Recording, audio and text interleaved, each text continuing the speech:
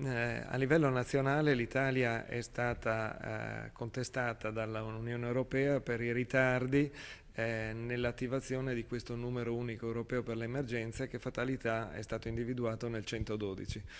Come noi sappiamo, il 112 in Italia è già assegnato ai carabinieri, e questo ha creato tutta una situazione di difficoltà da parte anche dell'amministrazione nazionale dello Stato per cercare di far fronte a questa nuova esigenza.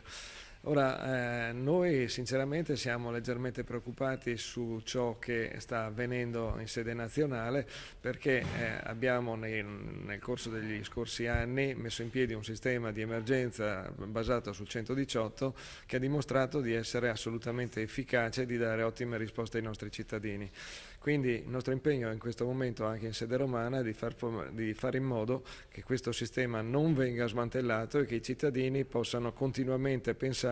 ad avere questo punto di riferimento certo per le loro emergenze, che è il 118. Dopodiché, se in fase di amministrazione romana si troveranno le misure tecniche più opportune per attivare i nuovi servizi, ben venga, però quello che dobbiamo essere appunto sicuri e garantiti è che il nostro 118 venga salvaguardato.